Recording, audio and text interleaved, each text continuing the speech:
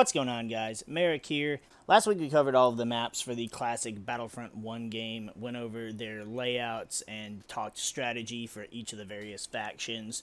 This week we'll be talking about the maps in Battlefront 2, going over the changes to the maps that have come from the first game, discussing strategies for the new maps that are new to the second game, and going over various strategies for each faction on each map. The Felucia Marshlands is another one of those maps that doesn't do the Empire or the clones any favors. The map is heavy on vegetation, so our white sticks out like a sore thumb, while the rebels and the droids blend into their surroundings pretty well. The map's command posts are actually divided up in a weird way. They're actually divided up down the center, a little to the southeast. The Empire and the clones spawn with the drop zone, the downed ATTE, and the downed gunship, where the rebels and the droids get the stream, the supply crates, and the great tree. None of these command posts really offer you much of a strategic position or any cover whatsoever, with the exception of the great tree, because this command post in particular is highly elevated compared to the rest of the map. When playing as the clones, I would spawn straight at the down gunship and go for the great tree. It's very close to the command post, so you can just jump up on this giant root right here and just walk your way up. Now, I would expect real players are going to be a little more prepared for this, so you're not going to have as easy of a time taking this command post.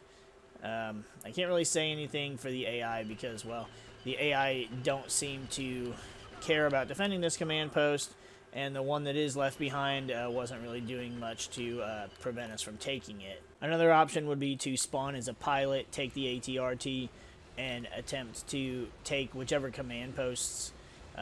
Personally, I feel like taking the stream might be the easiest one to take because it is the closest to you.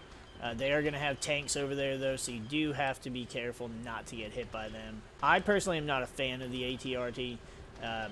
It's basically the ATST, except you can be sniped off of it, and I don't appreciate that kind of vulnerability. It's good enough for taking out the tanks, but it does leave a lot to be desired. It's not nearly as great as the ATST, but it definitely gets the job done. For the droids, you have the same option. You can spawn at the stream and take the tank.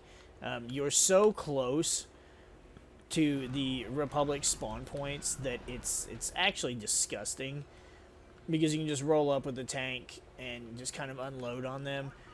This tank, though, is the tank droid, or whatever this is a lot different than the AAT tank that we're used to, that we had in the first game, and I'm not a fan of this one. It has like a weird shotgun spread for its shots that a lot of times just doesn't feel very accurate. I mean, sure, it's decent enough at close range, but it feels like it misses so many shots otherwise, whereas one blast from the AAT tank would probably wipe out an enemy no problem.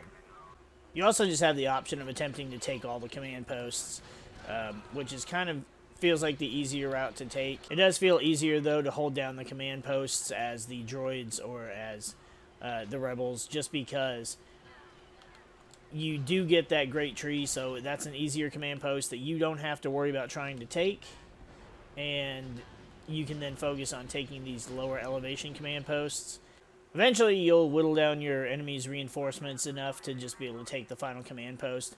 They're doing a pretty good job at taking command posts from us, but they're not holding them for very long, and it's not even really relevant at this point with 58-3, so I just feel like it's easier to just take the command posts than it is to play as the vehicles, but the vehicles are nice support, and they do a shit ton of damage and can raise enemy reinforcements pretty quickly. So that's going to be it for our strategic map overview for the Felucia Marshlands.